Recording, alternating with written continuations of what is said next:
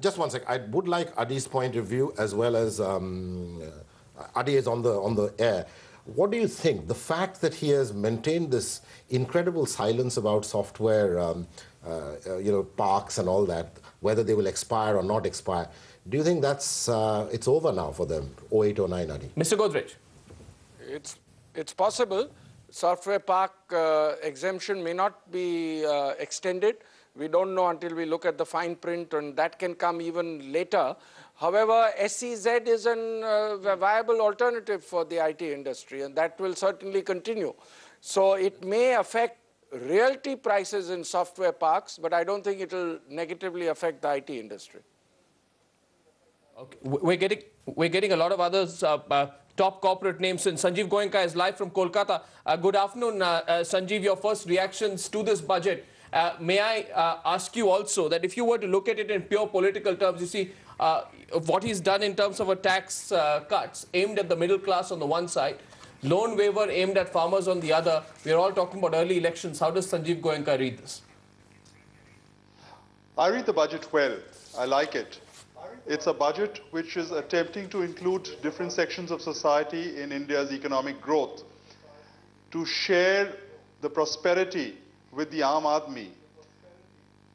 It talks of incentivizing manufacturing, incentivizing investment, and does so by reducing project imports, by moderating SENVAT duties, and by overall trying to get to a situation where prices of goods comes down.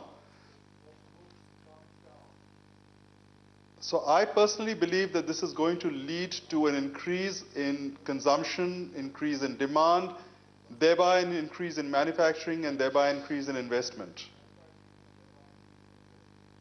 Gentlemen, may I ask you to just stay on with us? So let's go live to Singapore. We have Dan Sloan as the first international reactions coming in. Remember, this budget show is going to take you to more international centers than any other television channel. Live from Singapore, Dan Sloan with us. Dan, let's get the first international reactions to this budget.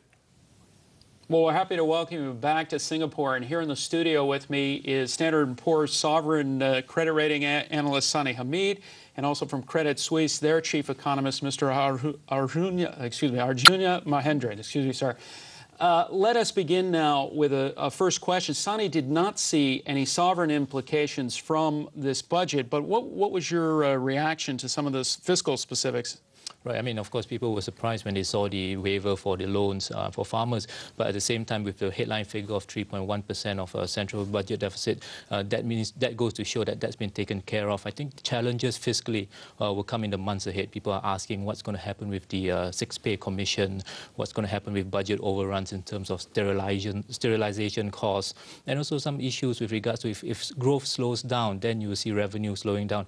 And as we all know, revenue has been the main source behind huge positive picture over the past few years in terms of the fiscal success. So there are challenges in the months ahead. I think this budget, by and large, is relatively as expected, but we have to see in the months ahead. Arjuna, over to you.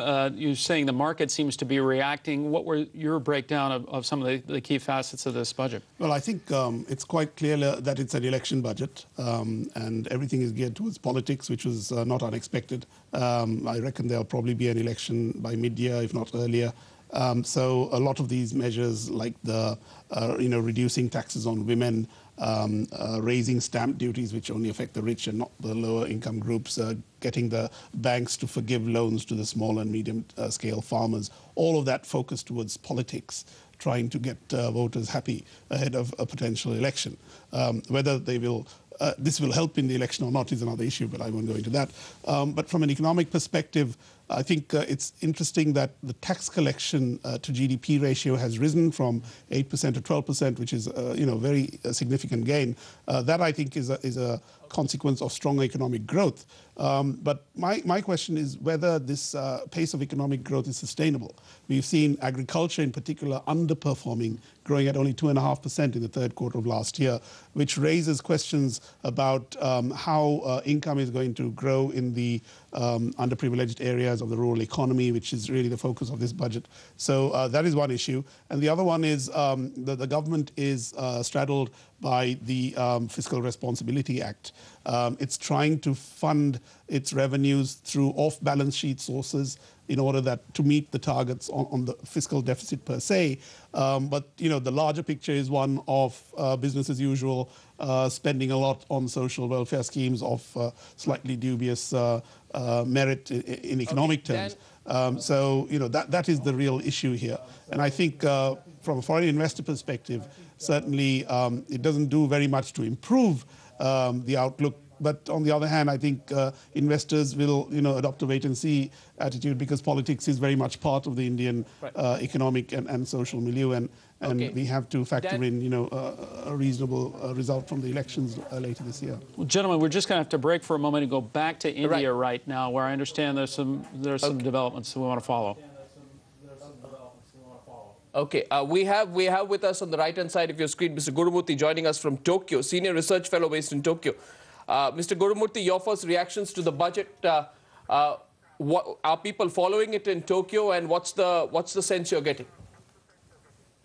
Yeah, frankly, I mean, the focus on India is of very recent nature, but they are all looking at the macro figures, and especially they are worried about the fiscal slippage.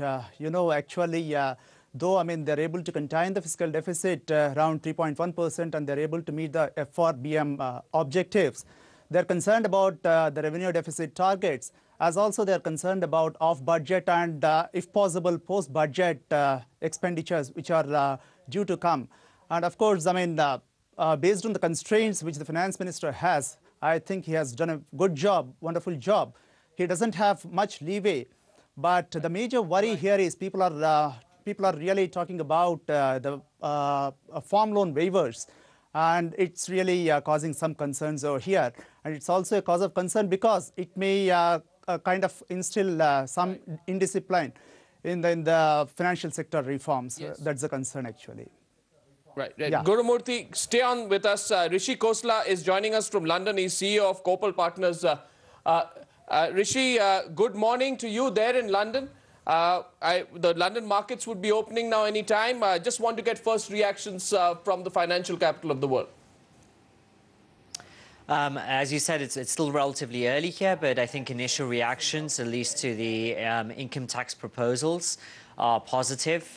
Increase in the education budget is being viewed very positively. Clearly, over the next 5-10 years, that filters through into industry, into the IT